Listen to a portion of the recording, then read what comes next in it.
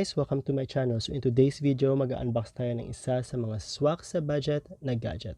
At ito ang Huawei Y5 2019. So ang Huawei Y5 2019 ay isang entry-level phone mula sa Huawei. So makikita nyo, kagaya ng ibang entry-level phone or budget phone ng Huawei, ang Y5 2019 ay nakalagay sa puting box na may picture nito sa harap. Binuksan ko na rin itong box kanina nung dineliver siya sa akin para masigurado kong ang laman ng box na to is ang cellphone at hindi ang bato ni Darna. So buksan na natin. So pagbukas, ito na yung phone. Tabi na muna natin siya. Meron siyang stickers. I'm secure. Sa pang box, SIM ejector tool, Huawei warranty card, at quick start guide na kahit kailan hindi ko pa nababasa. May kasama rin siyang power brick, micro USB cable, at guys, meron siyang kasamang earphones na may microphone.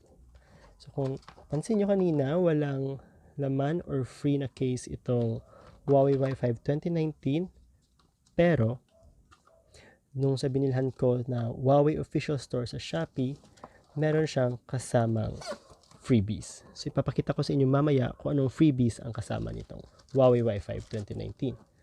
So puntahan na natin itong phone. So ito na siya guys. So yung kulay na meron tayo is amber brown.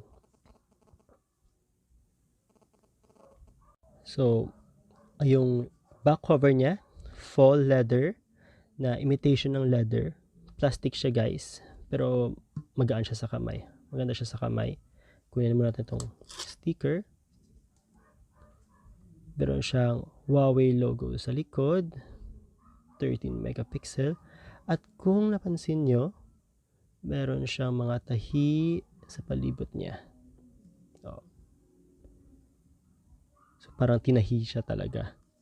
So, yung back cover niya, parang hindi mo na need maglagay ng case.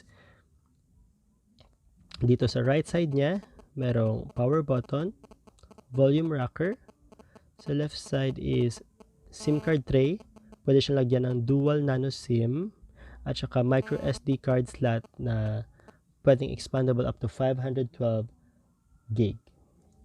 Sa taas, meron 3.5mm headphone jack, microphone ulit, micro USB port, and then speaker grills. So, naset up ko ng phone ito kanina guys. At kung mapapansin nyo, meron siyang notch. Tinatawag ito na dewdrop notch ng Huawei. Meron ring Huawei logo dito sa ilalim. At yung nagpaganda talaga dito sa phone na to is itong back cover niya. Parang premium siya. Parang di na ulit maglagay, parang di na need maglagay ng case. And kung napansin nyo kanina walang case, di ba? At sinabi ko may freebies siya. Papakita ko sa inyo kung anong freebies ang kasama ng phone na to sa Huawei official store nila. So meron siyang tempered glass, power brick,